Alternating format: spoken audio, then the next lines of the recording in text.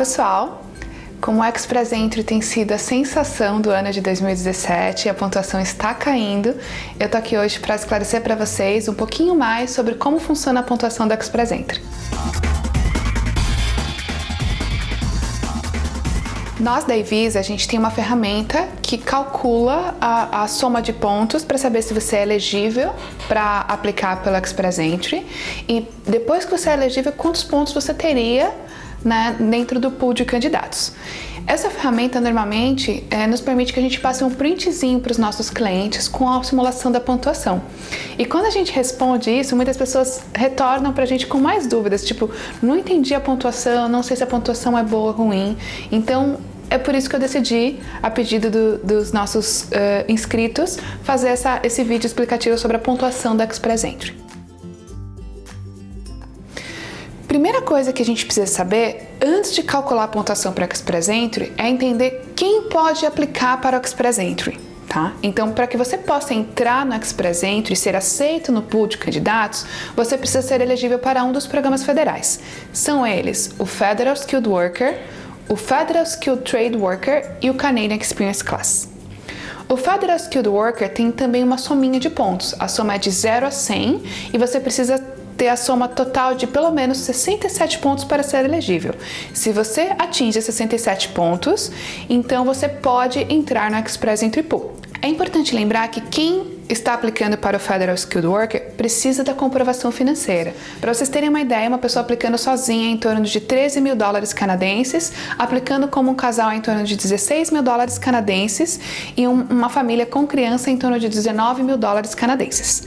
Tá bem? Então, vai variar de acordo com o tamanho da sua família, a gente está disponibilizando o link aqui embaixo para vocês. Uma outra forma de qualificar para o Express Entry é através do Canadian Experience Class.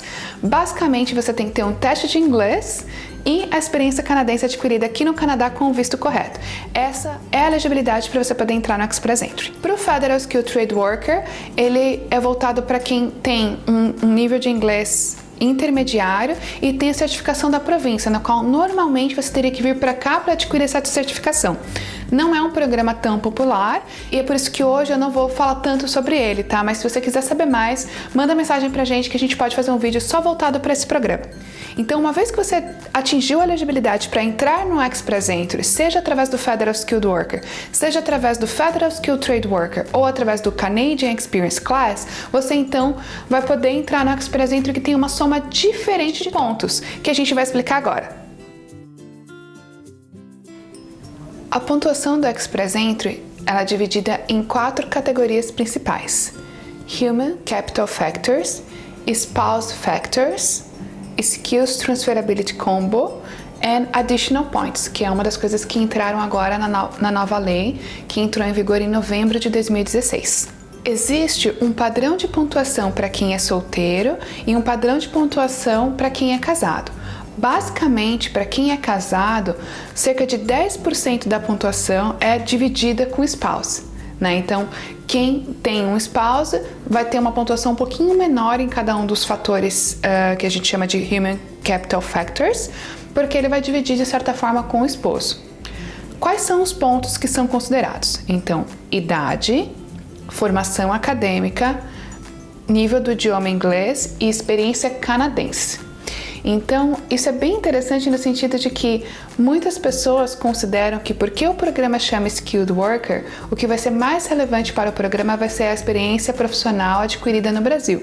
E ela tem um peso, mas ela é somente contabilizada no Skills Transferability Combo, que na verdade combina o seu nível de inglês com a sua experiência profissional adquirida no Brasil ou a sua experiência profissional do Brasil com a sua experiência canadense. Então, na verdade, ele só conta pontos dentro desses combos.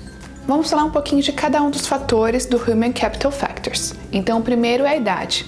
A idade para quem é solteiro, a pontuação máxima é de 110 pontos, isso para quem está entre 20 e 29 anos.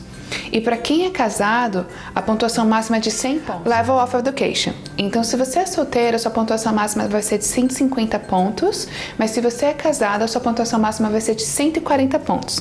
Então, de novo, tem ali um pequeno empréstimo para quem está aplicando como casal. Idioma oficial. Então, o idioma oficial pode ser o inglês ou o francês, aquele que você tem a melhor habilidade, e você precisa ter o teste de proficiência para poder, de fato, ter a simulação final da sua pontuação no idioma. A pontuação máxima para quem é solteiro é de 160 pontos e a pontuação máxima para quem é casado é de 150 pontos. Qual que é a pontuação máxima? Ter o CLB 10 em todas as habilidades. Então, isso também é uma dúvida muito comum no sentido de que as pessoas pensam muito no overall, né? Então a média geral da sua nota, e para o processo do Express Entry a gente não considera o overall, a gente considera a sua nota por habilidade. Então, por exemplo, a nota do Reading, se ela for igual a 7, ela vai ser equivalente ao CLB 9. Se a nota do Listening for 8, ela vai ser equivalente ao CLB 9. Se o seu Speaking for 7,5, ela vai ser equivalente ao CLB 10. Se o seu Writing for 7,5, ela vai ser equivalente ao CLB 10. Cada habilidade vai ter uma nota associada de acordo com o CLB correspondente. A gente está disponibilizando no link abaixo uma tabelinha que mostra para vocês qual que é o CLB correspondente de acordo com a sua nota do IELTS. Canadian Work Experience. A pontuação máxima para o Canadian Experience Class é de 80 pontos se você é solteiro e de 70 pontos se você é casado. No primeiro ano de Canadian Experience, você adquire 40 pontos e se você é casado, 35 pontos. Para o seu spouse, existem apenas 3 habilidades que são consideradas. Então, o seu spouse não vai ter o cálculo da idade, por exemplo. Então, normalmente, quando um é mais novo, a gente favorece para que aquele que seja mais novo seja o aplicante principal. O spouse apenas contribui com o nível acadêmico, no qual a pontuação máxima é de 10 pontos, com o nível de inglês ou francês, no qual a pontuação máxima é de 20 pontos, e com a experiência canadense, no qual a pontuação máxima é de 10 pontos. Para o Skills Transferability Combo, a pontuação máxima é de 100 pontos e ela é normalmente adquirida quando você tem o CLB 9 em todas as habilidades, pelo menos 3 anos de experiência profissional mesmo no Brasil, né, mesmo fora do Canadá, e nível acadêmico. E o nível acadêmico de bacharel e pelo menos uma pós-graduação.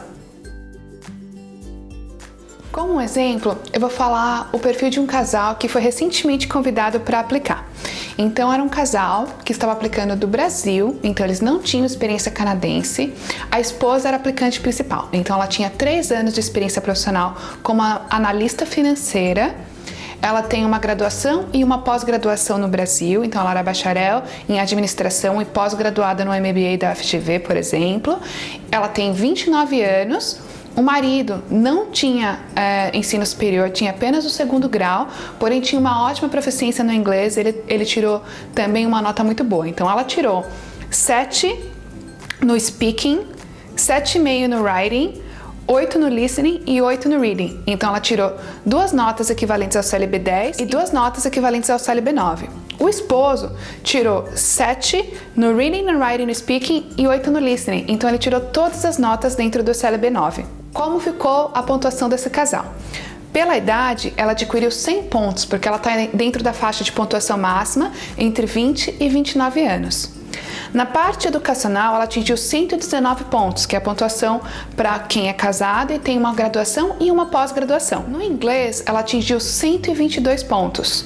Então, é uma boa pontuação, porque ela teve acima do CLB 9, que é normalmente o que a gente indica para que você tenha acima de 400 pontos. O esposo contribuiu com 2 pontos só por ter o ensino médio, e contribuiu com 10 pontos pelo teste de inglês, então ele contribuiu com 12 pontos. No Skills Transferability Combo, eles adquiriram 100 pontos, porque a nota dela era acima do CLB 9, ela tinha uma graduação e uma pós-graduação adquirida no Brasil e ela tinha mais de 3 anos de experiência profissional. Então, 100 da idade, 119 da formação acadêmica, 122 do inglês, o esposo, 2 da formação acadêmica, 10 do inglês. Skills Transferability Combo, 100 pontos, a soma dá 453 pontos e eles agora estão aplicando, finalizando o processo de imigração conosco.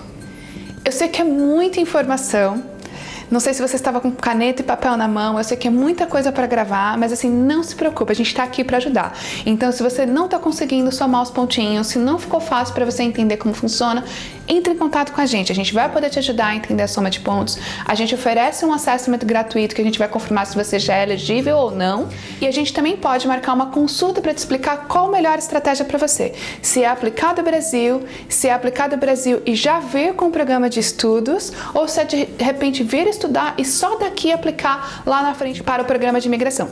Cada caso é um caso e eu vou ter o maior prazer de te direcionar qual a melhor solução para você.